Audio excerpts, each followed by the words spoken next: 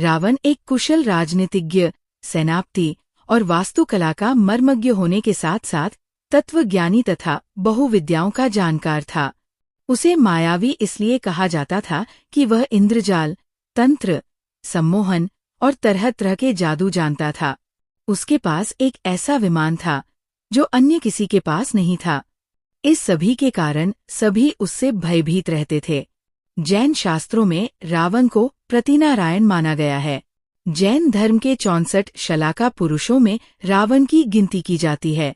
जैन पुराणों अनुसार महापंडित रावण आगामी 24वीं में तीर्थंकर की सूची में भगवान महावीर की तरह 24वें तीर्थंकर के रूप में मान्य होंगे। इसीलिए कुछ प्रसिद्ध प्राचीन जैन तीर्थस्थलों पर उनकी मूर्तियां भी प्रतिष्ठित हैं। कहते हैं रावण के 10 सिर थे। क्या सचमुच ये सही है? कुछ विद्वान मानते हैं कि रावण के 10 सिर नहीं थे, किंतु वह 10 सिर होने का भ्रम पैदा कर देता था। इसी कारण लोग उसे दशानन कहते थे। कुछ विद्वानों अनुसार रावण 6 दर्शन और 4 वेद का ज्ञाता था, इसीलिए उसे 10 कंठी भी कहा जाता था। 10 कंठी कहे जाने के कारण प्रचलन में उसके 10 सिर मान लिए गए। जैन शास्त्रों में उल्लेख है कि रावण के गले में बड़ी बड़ी गोलाकार 9 मणियां होती थीं।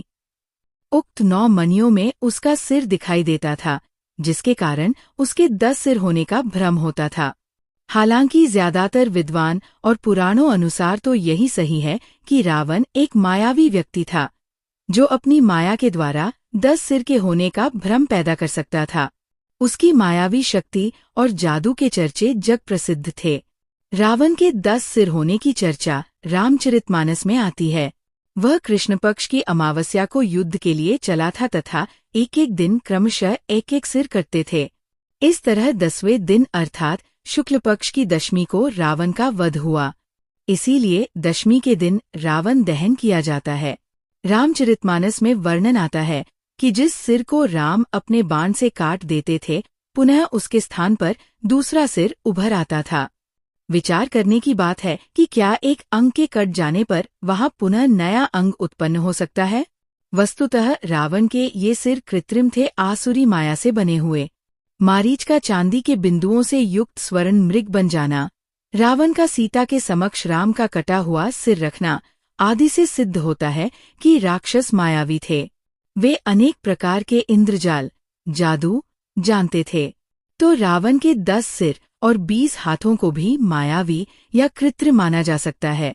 ऐसी मान्यता है कि रावण ने अमृतत्व प्राप्ति के उद्देश्य से भगवान ब्रह्मा की घोर तपस्या कर वरदान मांगा, लेकिन ब्रह्मा ने उसके इस वरदान को न मानते हुए कहा कि तुम्हारा जीवन नाभि में स्थित रहेगा। रावण की अजरमर रहने की इच्छा रह ही गई। यही कारण था कि जब भगवान राम से रावण का युद्ध चल रहा था, तो रावण और उसकी सेना राम पर भारी पड़ने लगे थे।